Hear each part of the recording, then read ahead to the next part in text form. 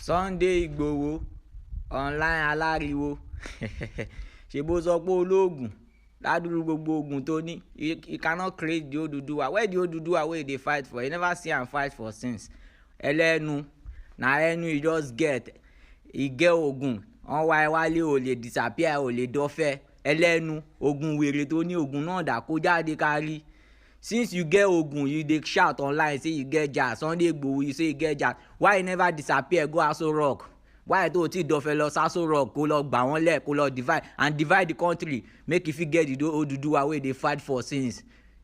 Nonsense people na go just dey online and online content creator dey scatter everywhere dey constitute nuisance dey lie for people wey no get sense say na get jazz na be leader nonsense leader ẹlẹ́nu online since they arrest you now you never disappear. Ogun wèrè tẹ́ ní àárí àwọn ẹlẹ́nu na association ẹni kúrò. Ó ti wá lẹ́tìkẹ́ báyìí ó ti ṣe kí ni ó nẹ́nẹ́nẹ́ ó lẹ́tìkẹ́. Ẹjọ́ mo kàn ní kí kọ́kọ́ béèrè question ni o ẹ̀yin ìyá mi àti bàbá mi. Ẹjọ́ ṣé set àwọn tá à ń jà fún tá à ń pè fún Yorùbá nation lélẹ̀ ṣé torí set irú boy tó sọ̀rọ̀ yìí mo ti gbé fídíò ẹ̀ kan rí tó ta sí bàbá Tinubu. Ẹjọ́ ṣé irú set àwọn ọmọ wọ̀nyí ó wà lára àwọn tí ìwà tèmi ń jà fún. Wàhálà ìṣèdè wàhálà ti wà.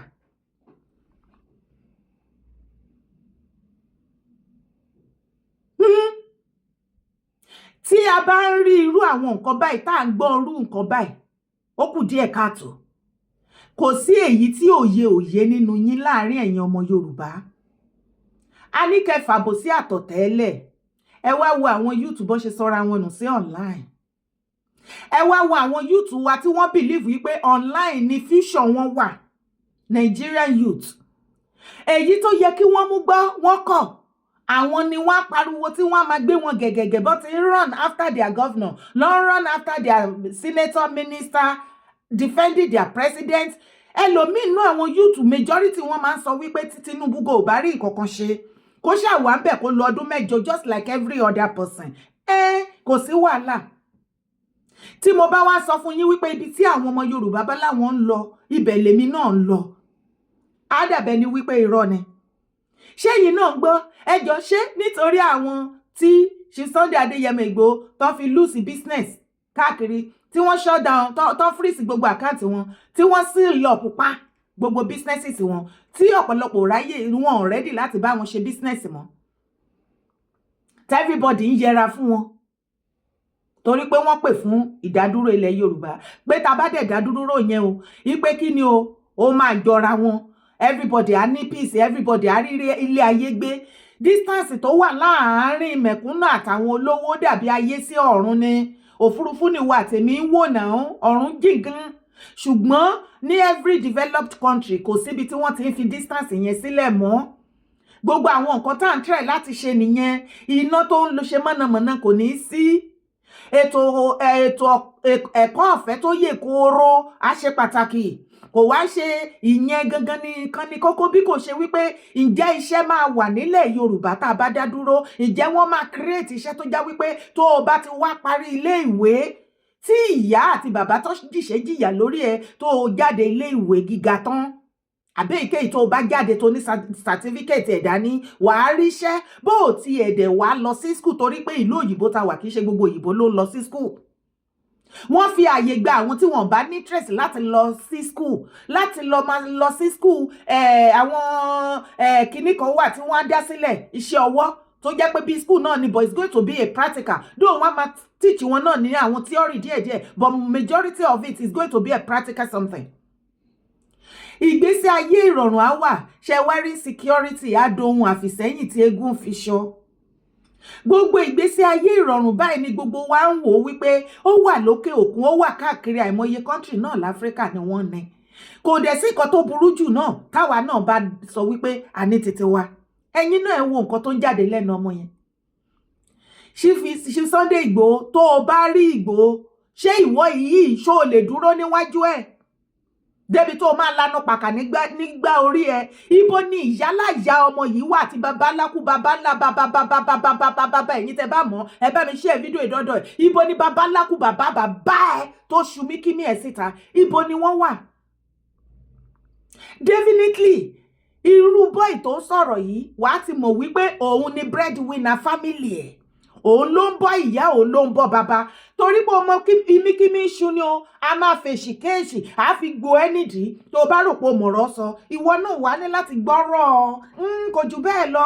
Ìwọ ti sọ̀rọ̀ síta, àwa máa rán ẹ padà sílé. Lọ bá àwọn ìyá òfò àtàdánù tó bí ọmọ kọ́mọ ọmọ òfò. Bàbá ńlákú bàbá ẹ, ìyá ńlákú ìyá yàlà ẹ, kí wọ́n pa wọ́n pọ̀. Tí wọ́n bá dúró níwájú Ìgbòho, wọn máa rá bàbá ńlẹ̀ ni. Ó mà ṣe o, eré bẹ́ẹ̀ dùn lẹ̀ ó dọ̀lẹ̀. Nǹkan mà ṣe o, nǹkan mà ṣe o. Kí ló tiẹ̀ máa ń ṣe ẹ̀yin ọmọ Yorùbá, ọ̀pọ̀lọpọ̀ ẹ̀yin ọmọ Yorùbá, kí ló máa ń ṣe yín gan-an? Kí ló dé tó máa ń torí ọ̀pọ̀lọpọ̀ yín gbààwẹ̀ tẹ́yìn á máa jọ̀sán? Kí ló dé tó máa ń torí yín jà tí ọ̀jà yín á máa níta ló ń jà lẹ́yìn ìkúlé bàbá ńlá bàbá òun?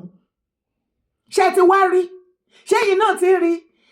Wá gbọ́ máì tí sọ̀rọ̀ jù. Títa mo máa ń pe èdè kan fún ẹ̀yin ìyá àti bàbá mi wípé kò síbi tí wọ́n ti kẹ́dì ìyálẹ̀ àgò, ohun tí wọ́n máa ń kó àwọn ẹdìyẹ sí, onírúurú ẹ̀ ló wà, òun ló yàtọ̀. Bó ti wà lọ́mọ àbá ti rọ́mọ àlè àárín wa nílẹ̀ Yorùbá àtàgbà àtọmọdé wọn, bẹ́ẹ̀ náà wà nílẹ̀ Yíbò. Èyí tí àwọn Semo Epa ṣe ní Finland yìí, ò ní fẹ́ mọ iye àwọn calls tí mo ti gbà from the Igbo people. The many Igbo people called me, both home and abroad, that they were even warning me that I should be very, very careful. I shouldn't associate myself with the Biafrans or anything or talk about them or whatsoever. And I asked them why. And listen to their little explanation. They said, Dara, okay, look at it this way. If only Biafran people, Semo Epa, and other freedom fighters that are calling for Biafran liberation, that they knew they're going to do their declaration of Biafran land in Finland, in Europe, then why are they ordering the sit at home back home in Nigeria? Why are they killing every other person that disobeyed the sit at home? They further asked me so many terrible questions like, okay, do I know how many innocent souls that these people have died? You know, many businesses destroyed, collapsed. Many innocent souls lost their life. Till then, there are many families in their area in Southeast. They are still mourning their past people, they are lost people, they have lost their destroyed business, and so many bad things that has happened to them. They are still mourning it. Now they want to declare Biafra. They pay many innocents for, they destroy many business and many things, but they now travel to Finland to go and declare Biafra in Finland. Why killing their people back home in Nigeria? Or what èmi náà sì jábọ́ pé ẹ gbà mí, ọ̀rọ̀ náà dẹ̀ rèé o. Mo mọ̀ wípé ọ̀rọ̀ yẹn ò lè yé yín lọ títí o. Ẹ jẹ́ sáré gbé yín débẹ̀ yẹn. Mo kí gbogbo ọmọ Yorùbá pátápátá. Orúkọ mi lẹ́ẹ̀kan sí ni Òṣàbàdàn. Ẹ káàárọ̀, ẹ káàsán, ẹ kú ìyálẹ̀ta. Ẹ jọ̀ọ́ torí t'Ọlọ́run mo bẹ̀ wá. Ẹni tó bá ń pè ẹnìkan kó má pè mí. Pẹ̀tẹ̀pẹ̀tẹ̀ tá a bá nà ní pàtà. Ẹni tó bá ta bá kó lọ tún bẹ̀ ṣe ni. Òkè kí lẹ̀ ń pè mí lẹ́yìn fún? Kí ló tẹ́ fi ń pè mí lẹ́yìn? Ìbàdàn lèmi mi sábòsí. Ìbàdàn lèmi ò kí ń sábòsí. Ẹ má pè mí, kí lẹ̀ ń pè mí fún? Ọ̀rọ̀ tí mo bá sọ, ẹni tó bá ta bá kó lọ tún bẹ̀ ṣe ni. Ìbàdàn lèmi síbẹ̀. Ṣé mo jọmọdé inú ṣọ́ọ̀bù yìí ni? Okay, ìgbà tá a bá ń ṣe nǹkan láti bẹ̀rù mẹ́ni kọ́mọ̀ ní kókó, káàdì mà sọ̀rọ̀. Kí ló ṣẹlẹ̀? Kí ló tẹ́ fi ń pè mí? Ẹ fẹ́ fògùn bá mi sọ̀rọ̀ ni. Ìwọ tó ń pè mí ọmọ rẹ, ìwọ tó ń pè mí ọmọ rẹ. Ó fẹ́ fògùn bá mi sọ̀rọ̀. Kí ló ṣẹlẹ̀? Èyí tẹ́ pè mí, kí ló ṣẹlẹ̀? Ẹ fẹ́ fògùn bá mi sọ̀rọ̀ ni. Ẹni tí ọ̀rọ̀ tí mo bá sọ tó bá ta bá, òun ní kọ́ lọ tún bẹ̀ ṣe. Okay, ẹni tí ń ṣe nǹkan tí ò dáa tó ń wò mí, òun náà mọ̀ o. Ṣùgbọ́n ó wá fẹ́ kí wọ́n sọ. Ó sì ń sojú ayé bí ìpò ń ṣe nǹkan dáadáa. Ìbàdàn lèmi o. Ojúlówó ọmọ Ìbàdàn ò ní sábòsí èèyàn, kò dẹ̀ ní mọ́ sojú abẹ́ ń kó tó bá gbà láàfún. Gbogbo àwọn tẹ́rí wọ́n dalẹ̀ ńgbà kan, àwọn omi alẹ́ tí ò bá nídìí omi ìjẹ́kúmọ́lú, omi alẹ́ mi ń bá sọ̀rọ̀ rí. Mo kàn máa wo fídíò rí. Irú bàbá omi alẹ́ yẹn Ìbàdàn ni. Ó máa nídìí kì í ṣe pé dédé lọ bá àwọn olóṣèlú. Ó máa nídìí kí ló ṣẹlẹ̀ ok èmi tí mo wá sódì àrà tí mo sọ̀rọ̀ nísìn tí mo sọ pé nǹkan báyìí kó kálukú lọ tún bẹ̀ sí ẹ lọ tún bẹ̀ sí náà ìwọ tó ń pè mí tẹ bá pè ẹ má pè mí o ṣe fẹ́ fògùn bá mi sọ̀rọ̀ ní kí ló ṣẹlẹ̀ mo lẹ́tọ̀ọ́ sí nǹkan tí mo ń sọ̀rọ̀ lé lórí ọmọ Yorùbá ni mí ọmọ Yorùbá ni ẹ́ ṣé nígbà tí ò ní kókó láti bọ̀dún mẹ́rin ká mọ́ sọ̀rọ̀ nǹkan tágò mi wà mẹ́rin tí mo ṣe wàhálà sí káwọn mọ́ ní kókó tí èèyàn máa ń ṣe bí àti bí ọdún mẹ́rin tí ò jèrè ń bẹ̀ kò ní fọ́n jáde kí ló ṣẹlẹ̀ àwọn èèyàn máa sọ̀rọ̀ nífẹ̀ẹ́ lódún náà tó bá ní mọ̀nà gidi wá ẹ mọ ẹ̀hún president òfowó.